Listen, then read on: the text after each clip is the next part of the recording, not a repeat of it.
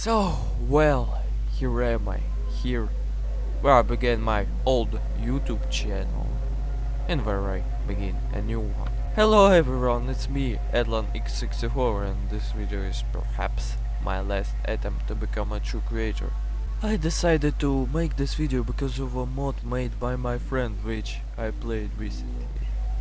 And yes boss, I know you're watching this.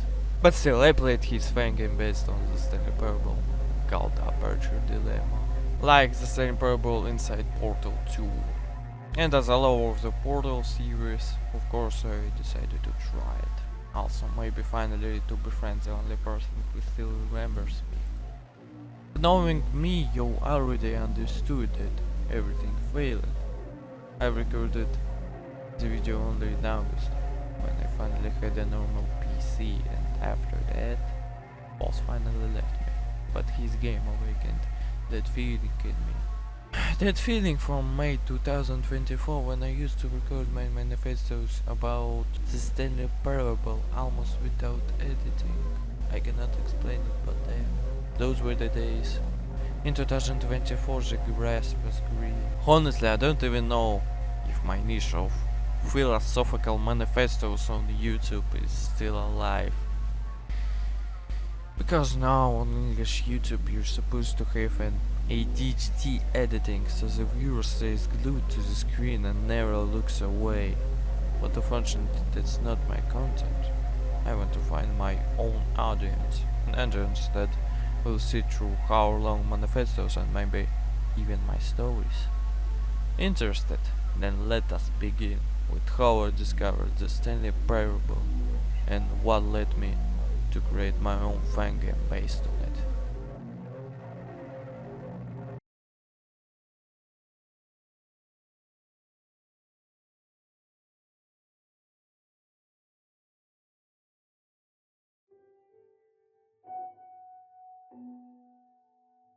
It was 2019.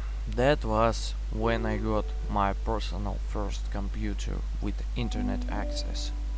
It was pretty big, a Core 2 Duo, 2 GB of memory and a GT 410 graphics card. But still, it let me explore a whole bunch of worlds. Roblox, Minecraft and even damn it, halfway to Portal. And one day I stumbled upon the Stanley parable. Seeing that the game was published by Valve, I instantly trusted it. I even said to my brother like, hey, look what kind of game this is, and started downloading it. The rest I remember only vaguely. I just recall playing the ending where the narrator wants to show you something beautiful. After I killed Stanley and her narrator's sorrowful voice, I actually felt sorry for him. And then I quit the game and forgot about it for 5 whole years.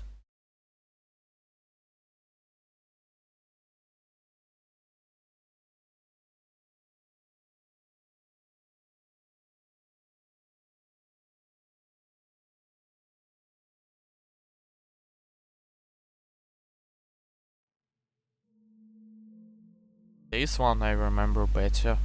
So, after my best friend literally abandoned me, choosing another person instead, I was left very bored. Yes, the computer was powerful enough, an AMD FX 600 and a GT 1050 with only 2 GB. I had already finished all the interesting games on the laptop I had before the FX, a very big office Asus from 2014. On that one, I discovered GTA 5, GTA 4 and even damned Resident Evil 7. Though, of course, Resident Evil 8 never launched. The graphics card didn't support DirectX 12.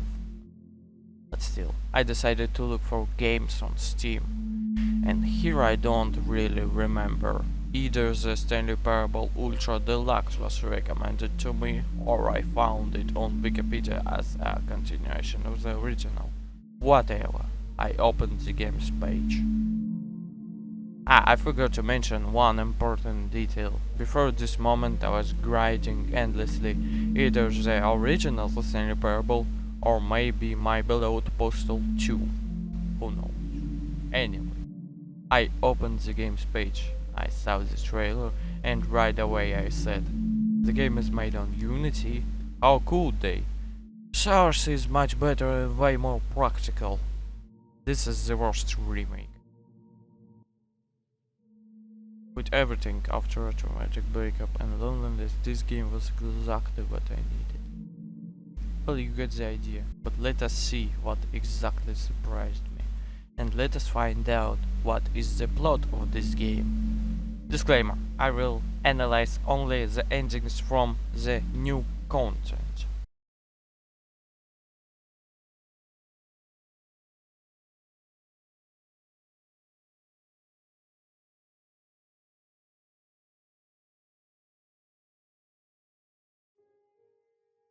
So, we see a door with the words new content. What could be behind it?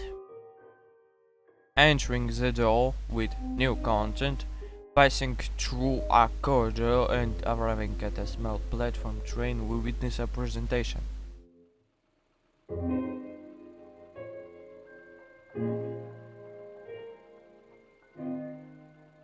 Hello, and thank you for playing the Stanley Parable Ultra Deluxe. As you may know, the Stanley Parable was a video game released in 2013 on home computers. After receiving critical and commercial success, it was expanded upon in 2022 with the Stanley Parable Ultra Deluxe, a reimagining of the game for consoles and home computers.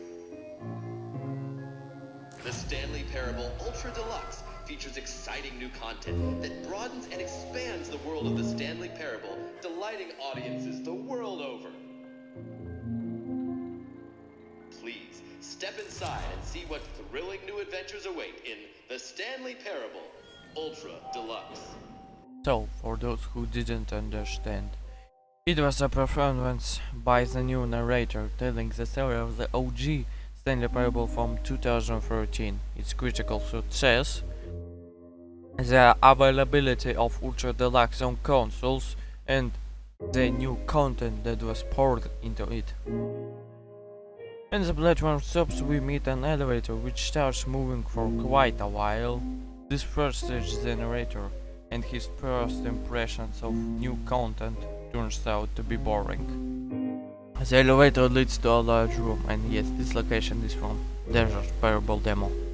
In the center of it stands the first exhibit of Ultra Deluxe's new content, the jump circle, just a circle of tape on the floor and a screen. Beyond the jump circle is a corridor leading to another elevator. The narrator is already disappointed with this excuse for new content, but still holds on to the hope that maybe there is something else left. Luckily, the elevator leads into a surreal corridor, which in turn leads into a room with a handwritten sign, "Thank you for enjoying new content." The narrator gets very upset, but then... That's it? Oh, you've got to be kidding me. You see, Stanley? This is what happens when greedy video game developers with no respect for their fan base rush a cheap expansion to market for no reason other than to make an easy dollar. And don't get me started on the level of craftsmanship that's gone into it. In fact, I'm looking right now at the game's achievements, and it's hard to believe one of them actually says, "Test achievement, please ignore." What quality assurance department signed off on this? I'm infuriated and I'm offended, and I intend to find these people on Twitter and hold them personally accountable. It's my fault, Stanley. I built up too much anticipation around the new content, I'm afraid. It could never have lived up to such expectation. remembers that he can simply experience this story together with us, just like the good old times. The game resets. This is a satire on how promises of novelty often collapse into emptiness. It shows how easily content becomes nothing but packaging. Hollow gestures presented as innovation. The narrator's disappointment mirrors our own. in chasing after the new. We are reminded that true meaning lies not in shiny additions, but in returning to what once touched us deeply. The end is a confession that perhaps nostalgia is the only real new content we can ever find.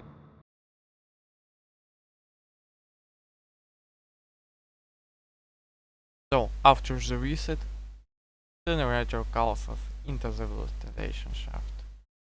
Come over here, in the vent.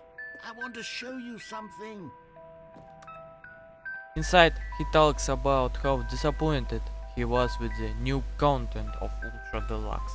And then, he shares a secret with us. Here where the game's developers won't find it. Just our little secret. Take a look.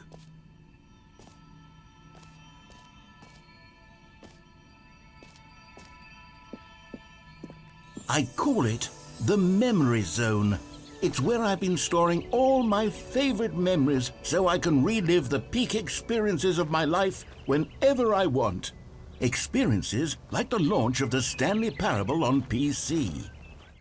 The narrator brings us into the memory zone, and yes, this location also appears in my own game, though I call it the museum zone, yes, with two S's. I decided to keep the typo, because memory zone was already taken. Okay, I'll just show you the gameplay.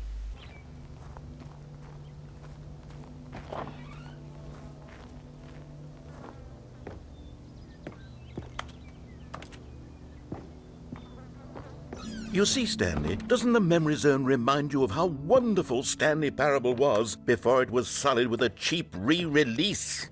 Remember back in October of 2013, when the game originally launched? Back then, video games had integrity. Back then, it all meant something. Oh, the waste.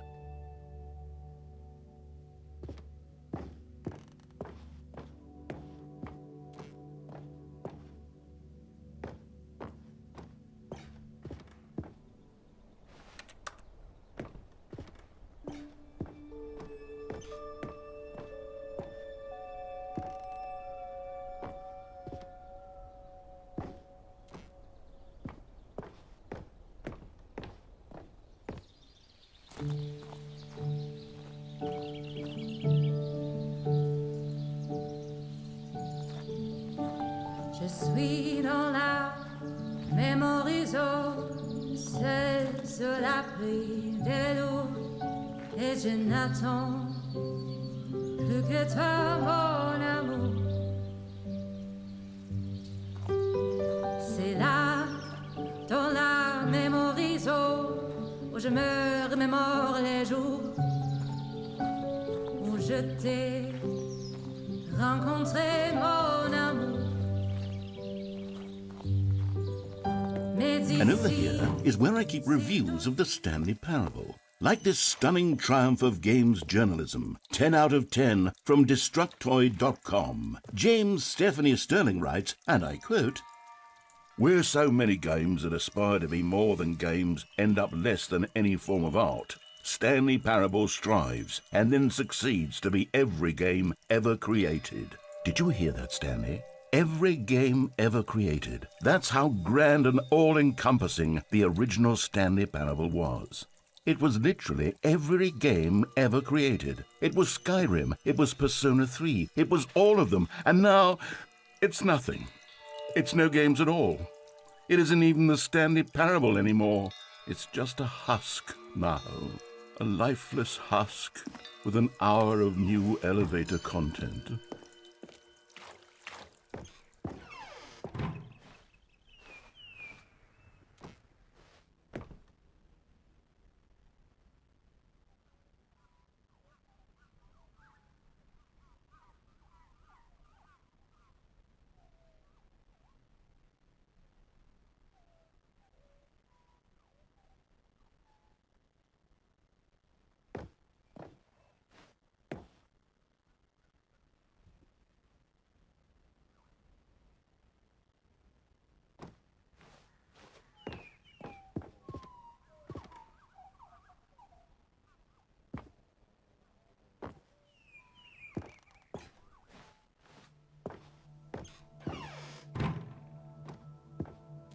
Here's another moving passage, this time from GameSpot.com. The Stanley Parable is both a richly stimulating commentary on the nature of choice in games and one that offers some of the most enjoyable, surprising, and rewarding choices I've ever been confronted with in a game. 9 out of 10. Don't you get it, Stanley? The game was perfect. It didn't need anything else. It didn't need new content. It just needed to be left alone, to spend the rest of time collecting dust in the hallowed hall of beloved video game memories.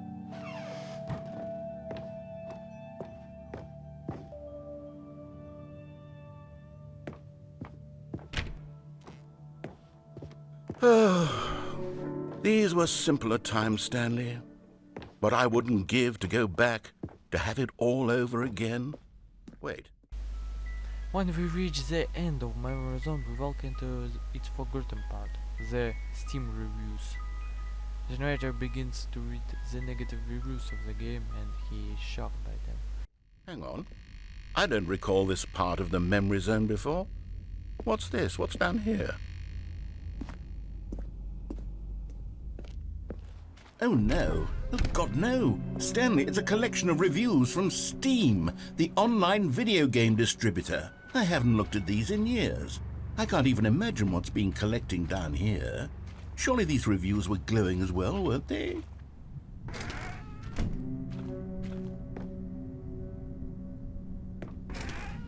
Honestly, I could not be bothered to play this game to full completion. The narrator is obnoxious and unfunny, with his humor and dialogue proving to be more irritating than entertaining. Unfunny! I'm not trying to be funny. I'm trying to make a serious work of art. I suppose I could write up a handful of gags to insert into the Stanley Parable, but the game is already such a densely layered web of profound philosophical insights that I can't even imagine where I'd have the room to stick them.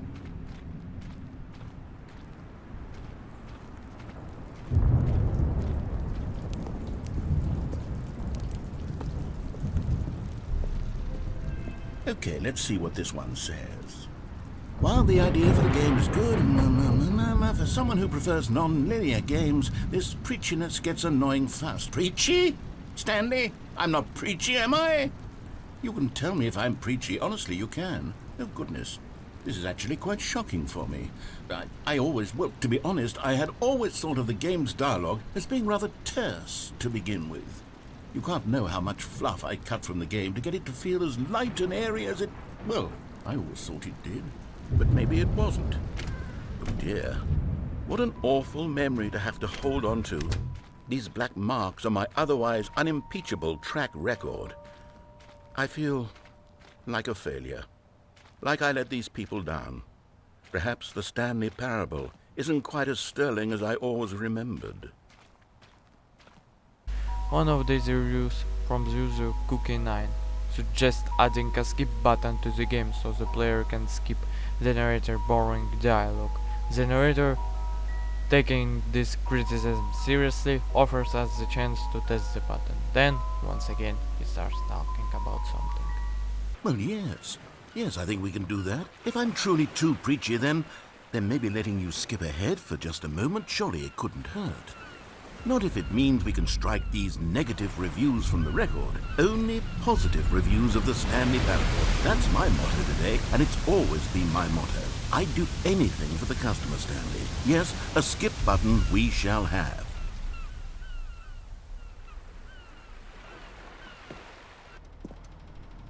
And here it is. Go ahead and give it a shot. I'll pop you forward in time so that the second my incessant droning starts to bore you, with just the push of a button, you'll have zipped right past it. It's what the players have been asking for, and I'm very proud to have delivered. No more listening to me rambling on and on and on. No, no, no, no. The Stanley Parable is a game for the people, and if... Or skip. The button moves us just a couple of minutes forward in time, and the narrator once again starts talking about something. For a long rambling monologue full of unnecessary verbal flourishes and lengthy ruminations on... Second skip. The narrator begins to speak about the power of the button and notes that Cookie9 will surely change his review to positive. effortless display of self-absorption, it's right at your fingertips to go poof, and it's all over. Oh, I can't wait to see what cookie... The narrator points out that we moved forward by 30 to 45 minutes, and he worries that time increases with each press. Suddenly the door behind us disappears, and we are literally trapped in this brutalist box with the button. But of course, we will press it because there is no choice. The narrator is very worried that we now jump well whole how. He tells us not to press the button anymore. He remarks that he has spent this entire time trying to find a way out. Then he starts again talking about the negative Steam reviews. Also, we can notice that 1 or 2 lamps have burned out. Now, that's a detail. The narrator starts to panic. A week, or maybe 2, he says. All lamps except one have gone dark. The flower has withered. Been sitting here all that time, just sitting here, not a single person to speak with. And you'd think that that's just how it's always been, right? Me talking, and you saying nothing. It is from this point in that the skips begin to take their toll in the narrator. Alone with himself for ever-increasing spans of time, he begins to lose his mind. Isolation, it seems, is the real antagonist here.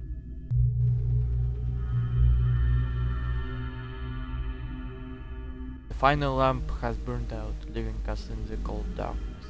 The flower has fully collapsed, leaving nothing but a stick in the soil. The narrator says he has spent an entire year in the dark, and it has affected his mind. He invites us to stay with him, but damn it, we have no choice but to press the button. The room hasn't changed at all. The narrator says nothing.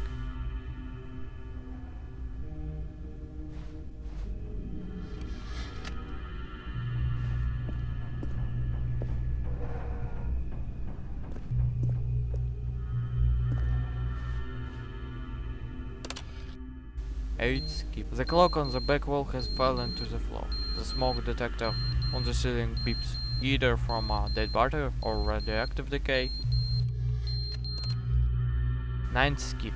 It turns out the narrator has returned, endlessly ranting about how stupid the bad Steam reviews were. Throughout this monologue, he doesn't even notice that we're back. Entertain us! It wasn't enough. They had to leave a pathetic little thumbs down. Then the narrator is silent. In the upper left corner, water begins to drip from the ceiling.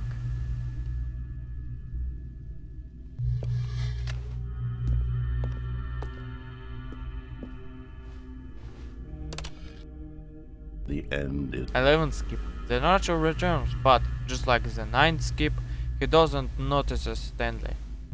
He only repeats endlessly. It never's the end, which, of course, is the main slogan of the Stanley Parable. And disturbingly, this is the last we ever hear from the narrator in this ending. Perhaps he has died, or fallen into catatonia, or maybe abandoned Stanley entirely, escaping the room as the water damage grew severe. 12th skip. The room looks the same, unchanged.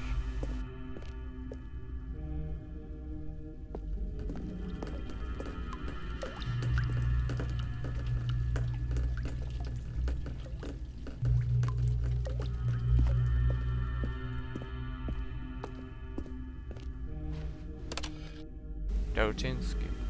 The roof has collapsed inward, likely from the water. The sound of wind can be heard. 14th. Here you can simply feel the atmosphere for yourself.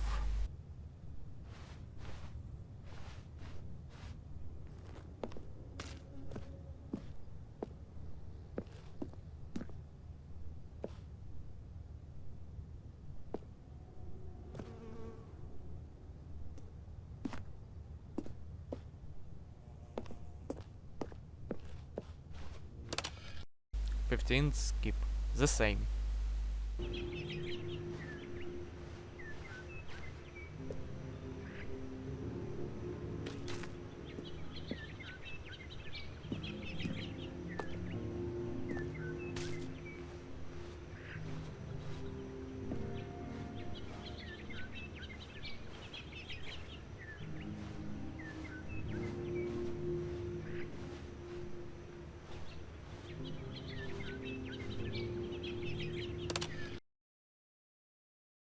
16 skip.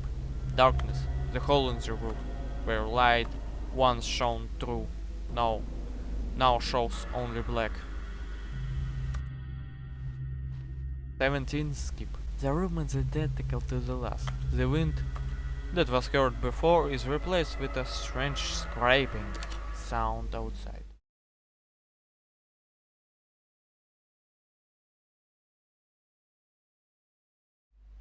Final skip. On the 18th final skip, the entire room has tilted to the left. The skip button lies broken on the floor. The walls in the far right corner have collapsed, opening a huge passage for Stanley. A way out. Freedom! Stanley steps into the light and finds himself in a bottomless, flat, endless desert. Without the guidance of the narrator, Stanley is left only to wander to uncertainty. After a few moments, the game resets.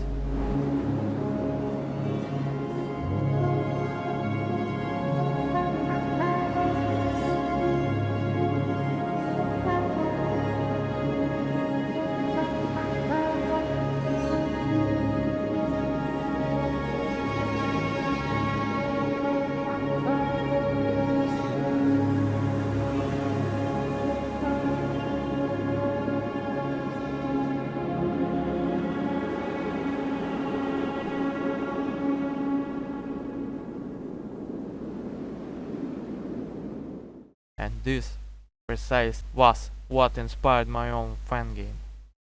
If I had known what would happen with it, I might never have made it. Then again, what difference does it make? There's nothing else to do anyway.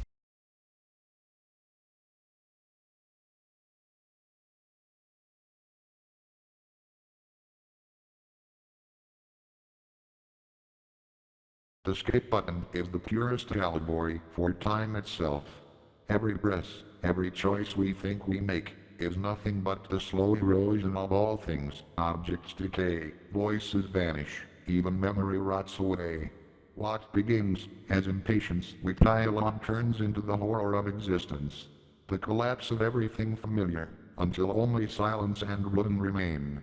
And when the walls finally break, when we stumble into the endless desert, it is freedom, but the kind that terrifies. Freedom without purpose and guidance.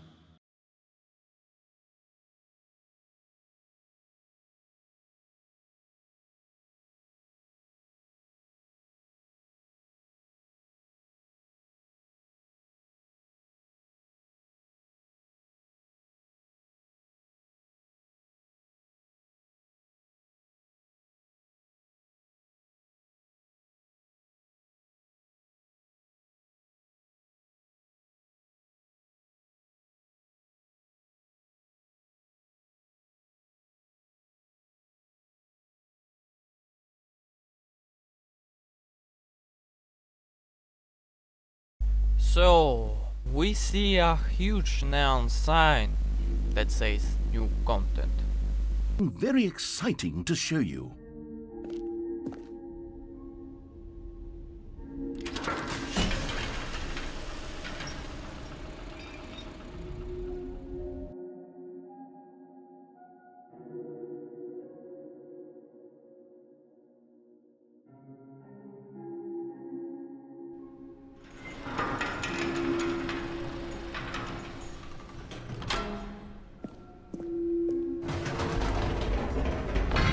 You see, Stanley, I've been reflecting on the Stanley parable and about how roundly disappointing this ultra-deluxe version has turned out to be. The original Stanley parable was a landmark, and any new content for it should live up to that legacy. So forget this ultra-deluxe nonsense. I say we take it one step even further.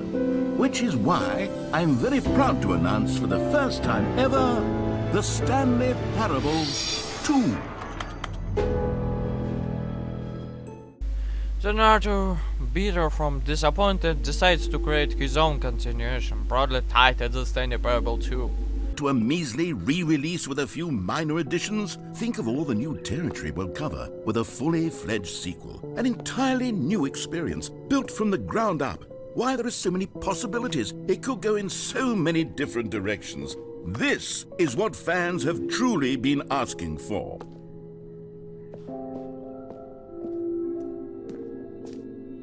Calling it the Stanley Parable 2 is just so much catchier than Ultra Deluxe, don't you think? Ultra Deluxe? What does it even mean? But the Stanley Parable 2, now that's an artistic statement right there. It's future-oriented. It screams progress and innovation and long-term franchising potential.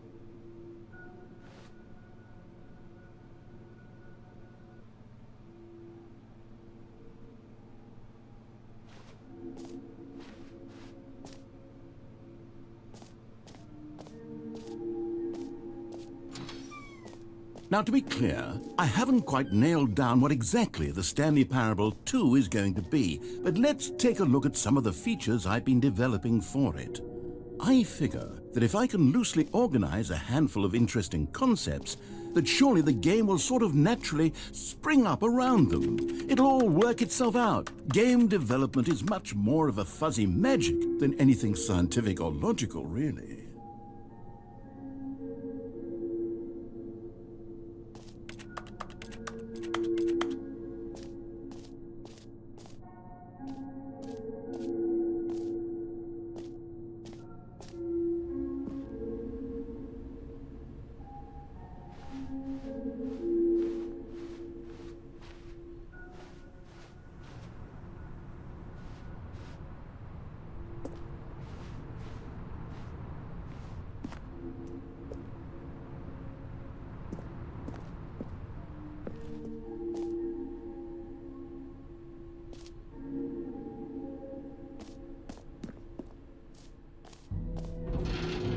Here we are. Go on, try out some of the new features.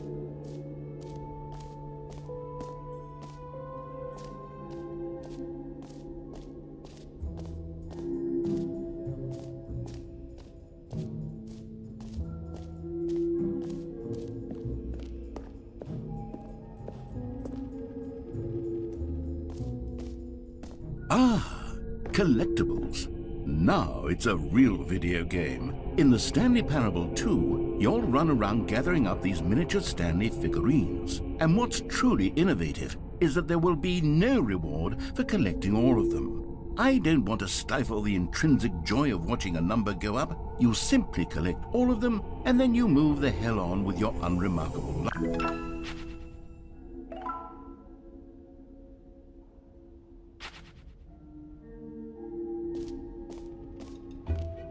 God, it really is the worst when you collect everything in a video game and then they give you a big fancy reward for it. Absolutely tragic.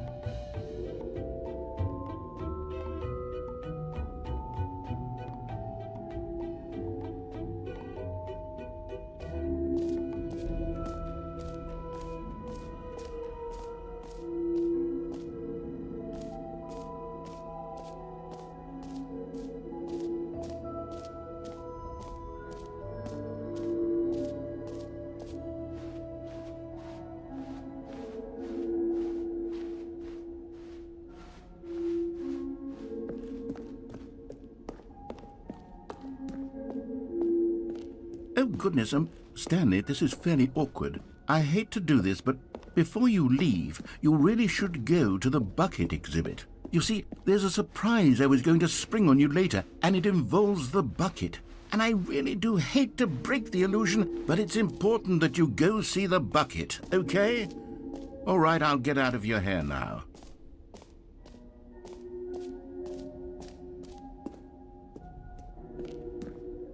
A common complaint of the Stanley Parable was that it was confusing and paradoxical, that it engendered a chaotic sense of reckless despair in those who played it. Well, I'm happy to say that after much consideration, I've engineered a clever solution to this fundamental problem with the game. It's the Stanley Parable Reassurance Bucket. You see, Stanley, anytime you're holding the bucket, a sense of calm and ease will fill your mind and your heart. It's true. As long as you hold on to the bucket, the many disorienting contradictions of the Stanley Parable will feel perfectly normal and perhaps even comforting. You may even come to long for the gentle embrace of jarring cognitive dissonance while the bucket is in your arms. And to be honest, it's a much more convenient solution for me than actually redesigning the game to be less uncomfortable. Can you imagine what a pain in the ass that would be? Yes, the bucket is the perfect solution. Come on, give it a try.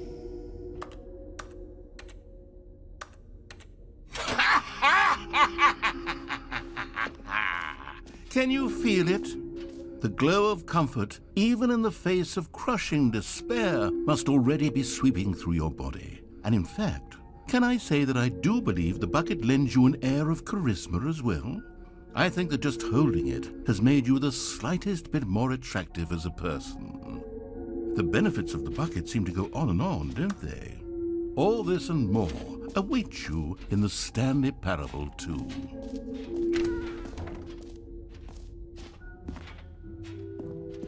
Does anyone give out awards for most enjoyable bucket in a video game?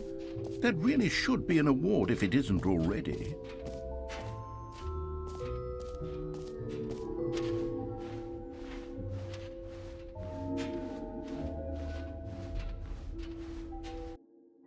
He drags us through an expo hall, showing off so-called new features, little gimmicks, things that are supposed to make the game feel fresh. But all of it's just random junk.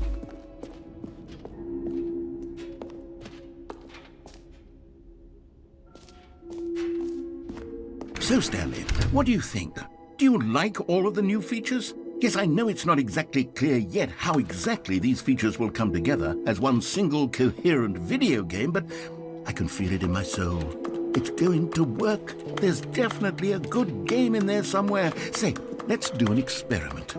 I'll arrange these new features together, and we'll see whether or not it coheres into a meaningful gameplay experience. Okay. Are you ready? Here it is. I give you the Stanley Parable 2.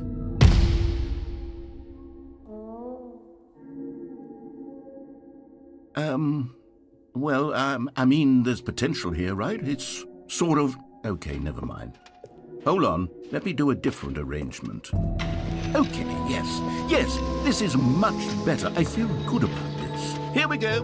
Version 2. Who am I kidding, Stanley? This isn't a coherent video game at all. It's a lot of gags. And I do very much enjoy creating gags, but they don't add up to anything. I wanted more than anything to create a sequel that would capture all the magic of the first game. I wanted fans to love it. No matter how good these gags are, they won't stand on their own. They would need the structure and the gameplay of the original. Wait, maybe that's it. I can take the original Stanley Parable and simply, well, insert a few of my new features into it. Tastefully, of course. With respect. With care for the vision and integrity of the original game. Would it possibly work? I suppose it could. But it would need a really, really tremendous title screen. A title screen that says with bold and uncompromising conviction, "This is the Stanley Parable 2. Let me see if I can whip something up. All right, perfect. Go ahead. Take a look. In the end, he realizes there is no real sequel. Nothing here can stand on its own. The only option left is to fold these scraps back into the game to pretend they mean something, and so the game restarts. He also added figures, Stanley figurines you can pick up, and that's exactly what they'll be doing from now on.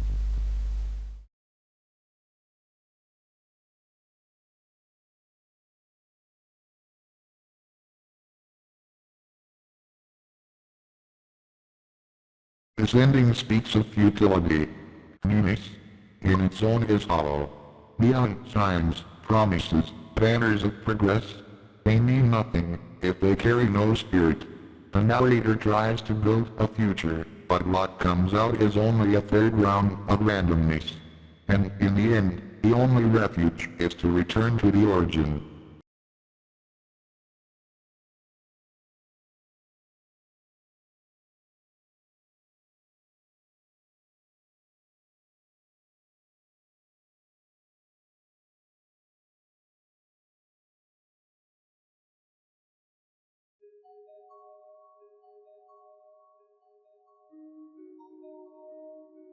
You found one of them. One of the miniature Stanley figurines. Remember, no reward for collecting all of these, only the intrinsic pleasure of a job well done. You can't buy that sort of happiness, Stanley. God knows I've tried. So, I implore you to savor each and every moment you come across one of these beautiful figurines.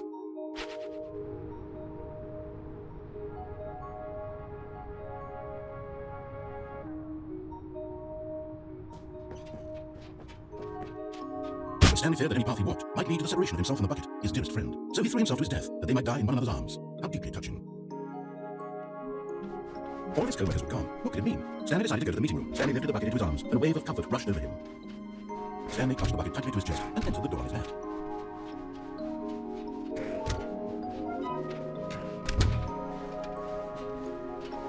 Coming to a staircase, Stanley and the bucket walked upstairs to the boss's office. Another miniature Stanley figurine. This, there really must be a snappier name for these things. What about mini-stands? Stanley figs? Or what about Stanlerines? Yes, I think I like that. Another Stanlerine under your belt.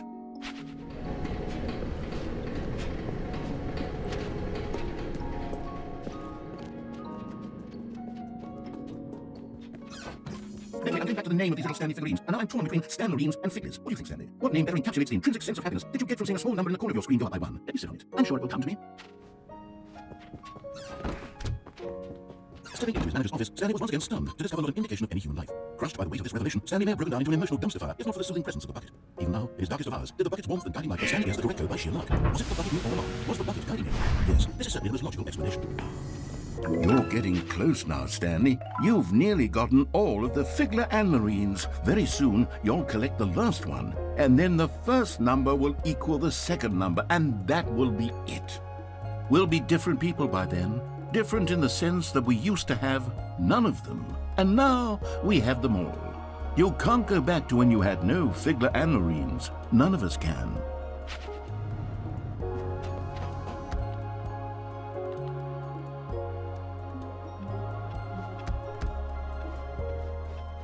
All of his co-workers were gone. What could it mean? Stanley decided to go to the meeting room. Perhaps the confusion and the chaos all seemed to melt away as Stanley embraced the bucket. Stanley clutched the bucket tightly to his chest, and this was not the correct way to the meeting. All of his co-workers were gone. What could it mean? Stanley decided to go to the meeting room. Perhaps he had simply missed a memo.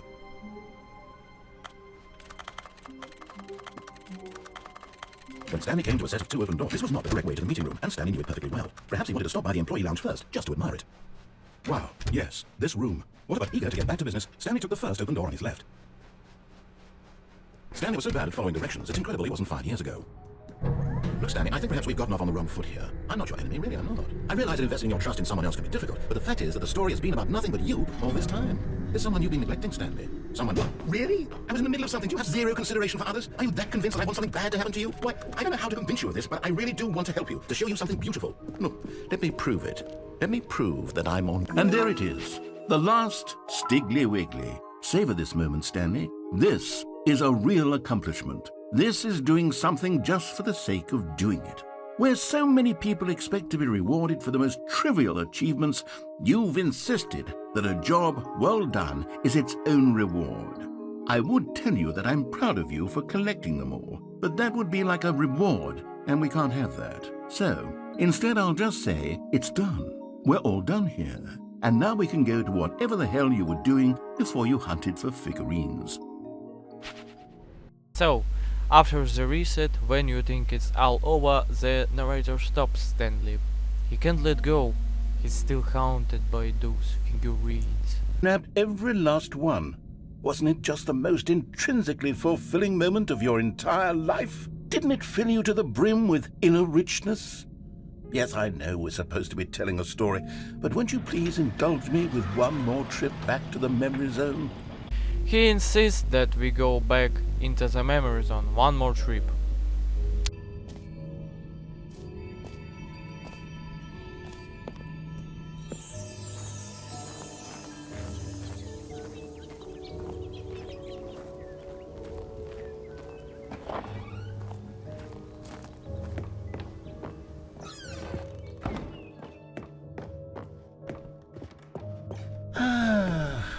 Here's where it all began. The first collectible. Back then, we had no idea of how many of them we'd find. Sure, it said 6 right there on the screen, but how could we know for certain? We were so innocent. We'll never be like that again, Stanley. The first figure, the narrator greets it warmly. He admits that back then he had no idea how many there would be, even though the counter said 1, 6.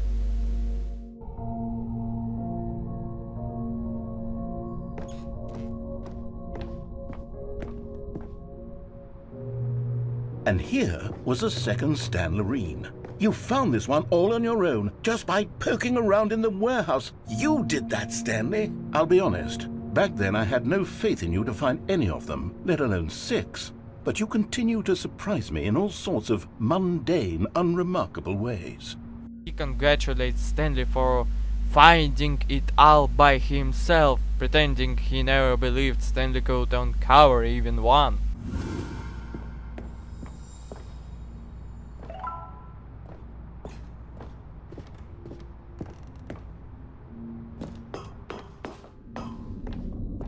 Okay, let's do a little quiz. Which of these rooms was the room you found your third mini stand? Can you remember? The third figurine. He turns it into a quiz, asking Stanley where it was found. If you get it right, well, you get it right. If wrong, he signs, saying that maybe memory is supposed to be a blur. That we shouldn't judge ourselves for confusing the details of yesterday, and I get it wrong or I don't really remember. Memory is really a blur. No. The boss's bathroom was the 4th place you found a Figanley, not the 3rd. Well, I guess perhaps I shouldn't be surprised. Memories like these are so precious and so cherished that they all just sort of blend together, don't they? You know what? If the boss's bathroom feels like the 3rd place you found a collectible, then who am I to go making judgments? The 4th figurine, and here's the part diverges. Instead of a familiar place, Stanley steps into a pink room that neither he nor the narrator remembers. But if it exists in the memory zone, then it must have happened, right? A false past can still feel real if you tell yourself the story enough times. And this location will be probably in the Desert Pebble final version, but in the end I will tell you everything, and maybe the game will be cancelled, I don't care really. I will just watch it through the end, okay?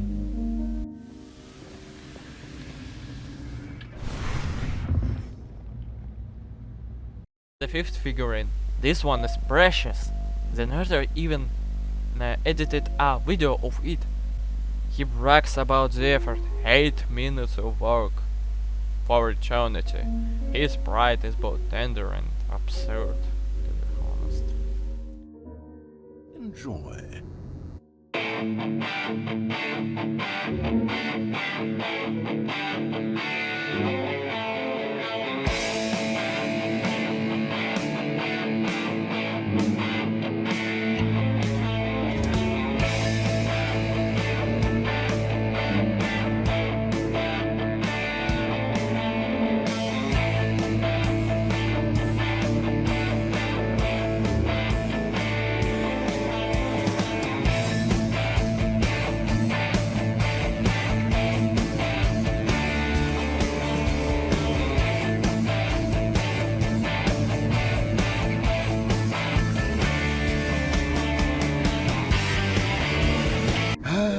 Takes you back, doesn't it? I spent a lot of time making that video, but it was 8 minutes I wouldn't have spent on anything else.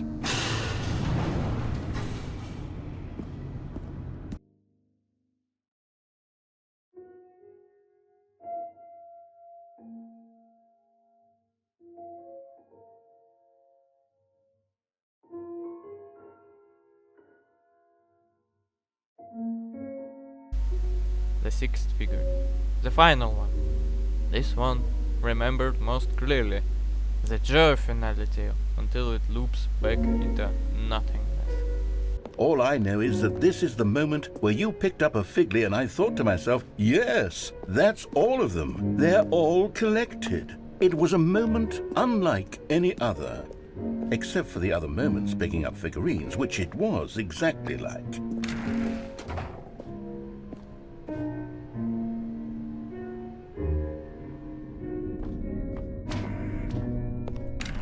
And then there was no... Saying gathered them all again, Stanley is told he has returned to the present.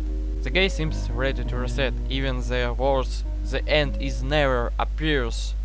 But the narrator interrupts, he's not ready to let go of the past. Not yet. He drags Stanley back into the loop, retracing each figurine once more. You know, I will detour from the video quickly. So, the Stanley Parable new content engines and memory zone is just makes fun of people like me who, you know, live in the past. And that's like me, I live in the past, I don't live in the present because I like the past more. Okay, let's go back to the video. Because we've caught up to the present moment. Nothing left to do but move onward into the future. Goodbye, memory zone.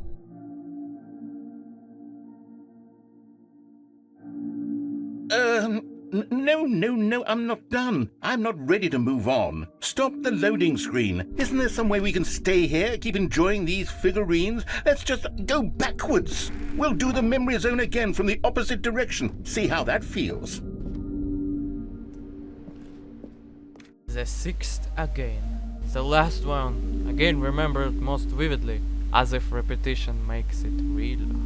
Tour of the memory zone. This one is the most distinct and clear in my mind. Let's keep going, I want more.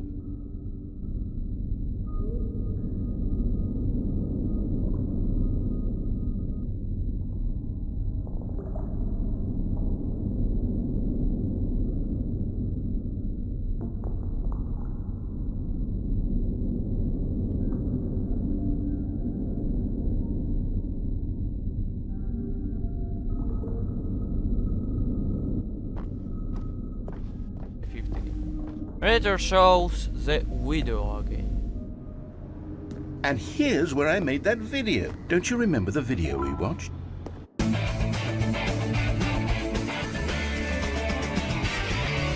Yes, I love that video.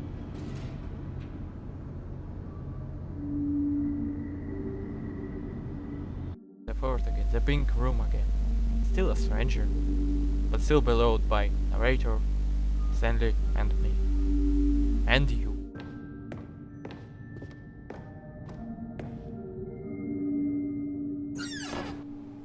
The third again, he admits it. If there had been an official reward for all six, it would have ruined everything. The act of chasing is sweeter than the arrival. Resisted the temptation. Next one.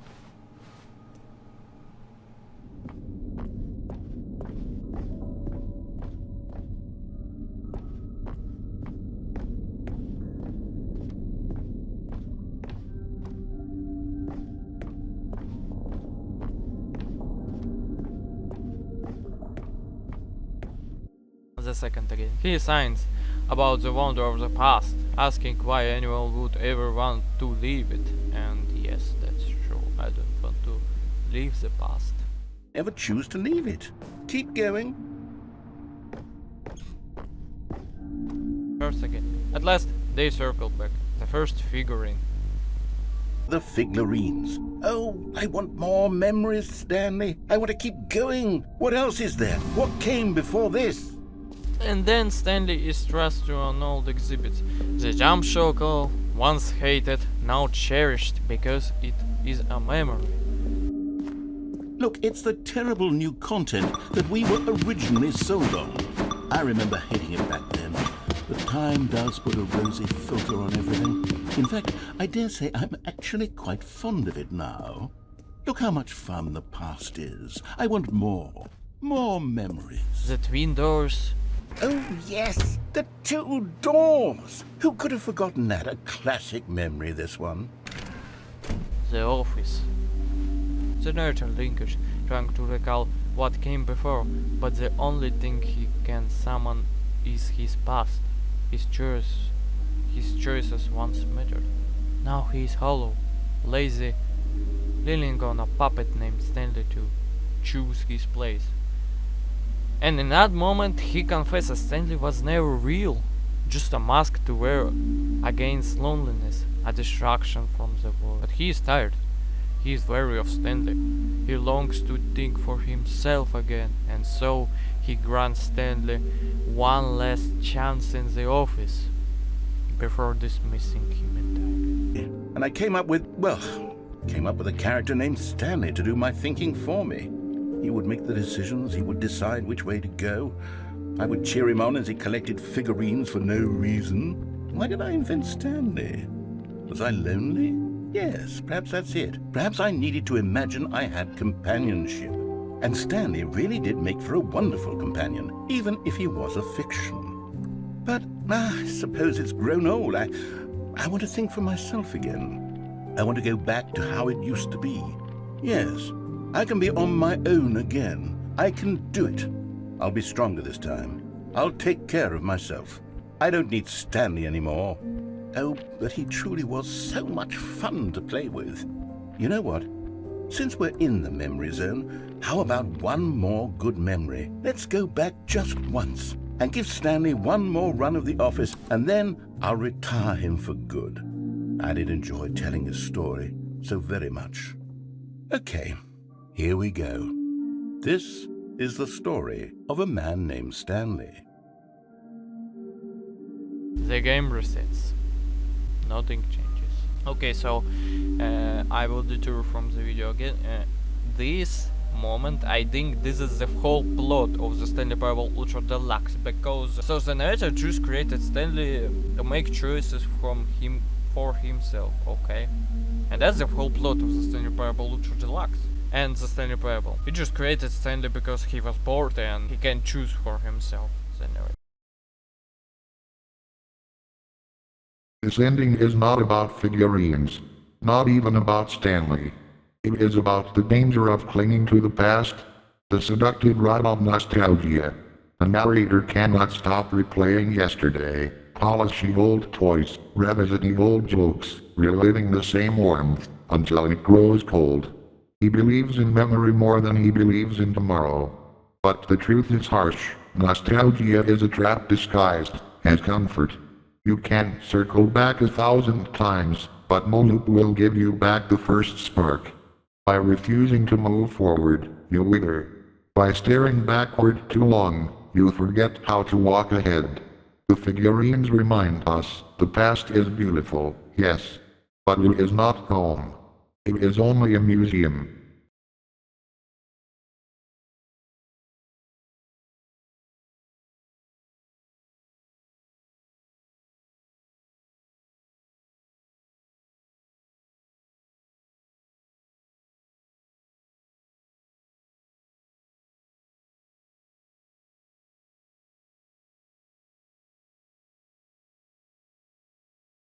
A licking epilogue draws us into the desert, a wasteland, flat and endless, almost the same as in the skip button ending. Then the phases begin. First, the plain, empty sand. The desert is silent.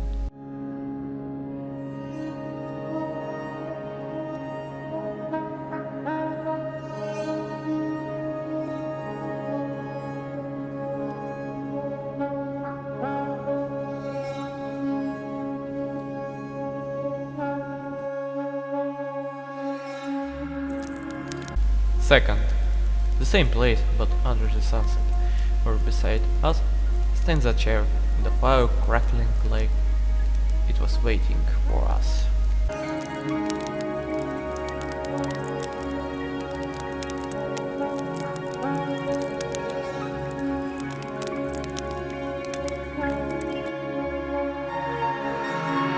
Third, the same land, but no inside the stone.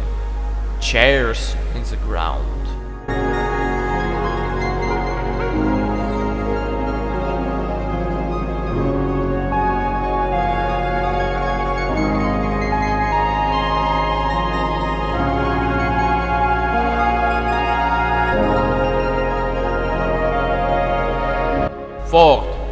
same desert but under the night sky. Nothing but the cold and endless black horizon. Fifth, sunrise. The same scene again, but pretending to begin anew.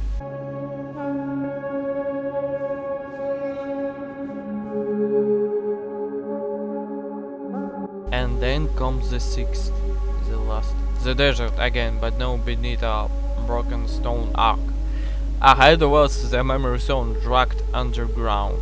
And I will detour from the video again. This whole epilogue is inspired the desert parable ultra deluxe, and you know, I worked so hard on the plot, and seeing that the game died so quickly, 1 year, and no one still cares about it. This is so sad, honestly. Just watch to the end, okay? I will say everything that you need to know about this game, okay?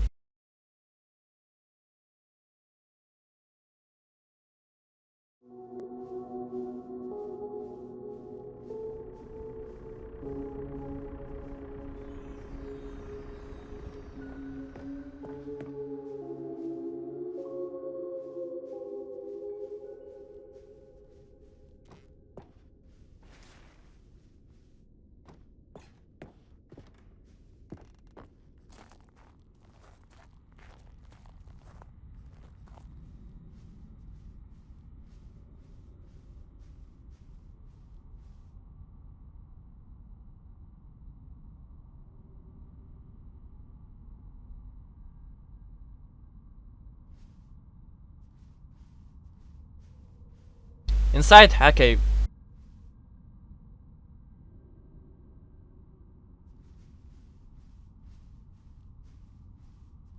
Jim.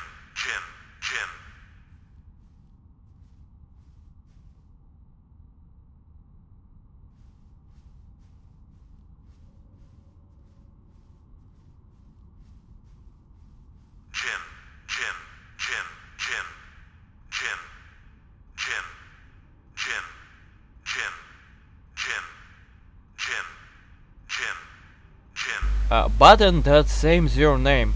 Most of them say Jim, like in the expo hall, and one of them says Stanley, and that's honestly my favorite button.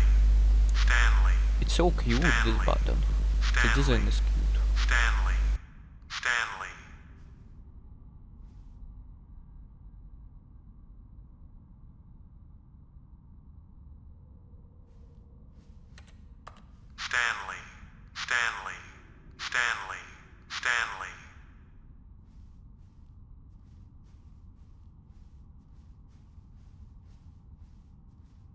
Deeper collectible figurines. 6 collectible figurines wanting to be collected. I collected them, and beyond them, the corpse of Infinite Hall. It leads to a forgotten office, a desk, and a dead computer.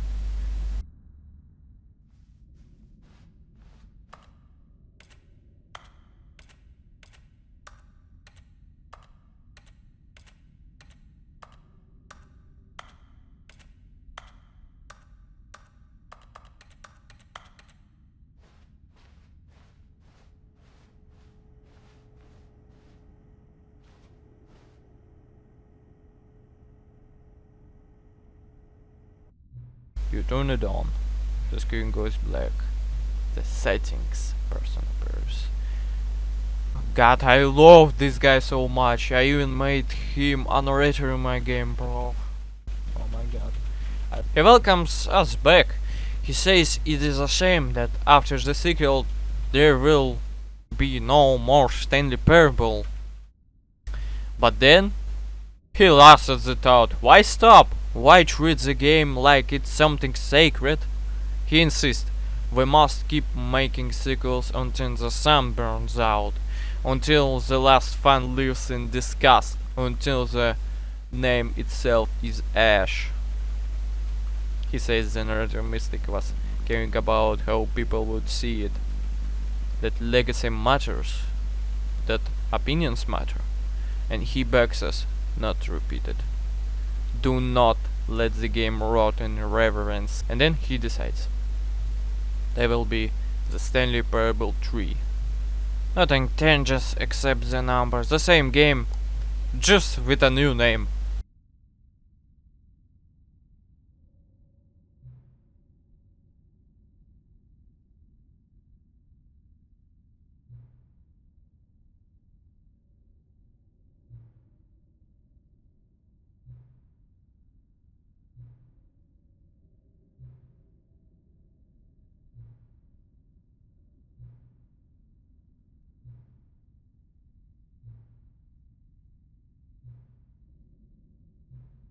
But first he asks you to adjust the slider, the same one from the start of the game when you first started.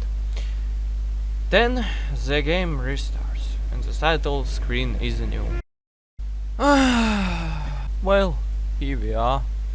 This is what inspired my game. In the end, my game was forgotten and not even included in the mods fun games section on the Stanley Parable wiki. I did everything myself. I even wrote 3 whole articles about the game, but now it's already 2 fucking years, and there's no fan base at all. What happened next? Right now I'm trying to find developers, but no one fucking needs this fucking game. I already wrote twice on a server full of level designers who know how to use this fucking ancient fossil called hammer, and yet not a single has responded. This is just crazy. I've achieved nothing.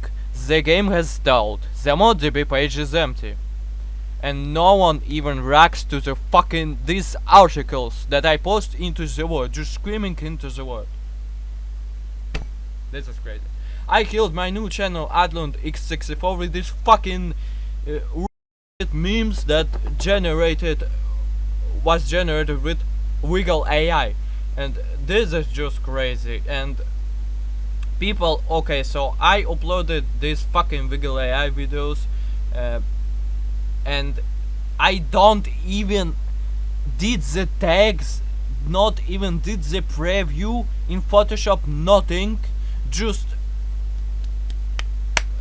said that the game was Half-Life 2 and that's all, okay?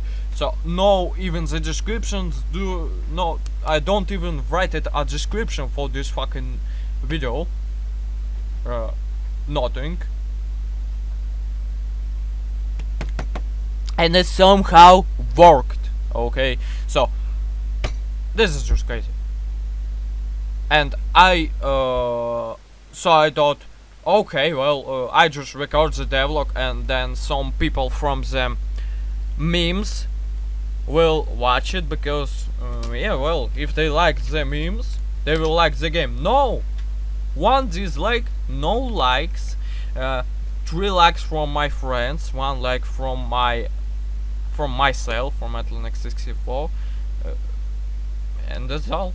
No activity, no commentaries, no nothing.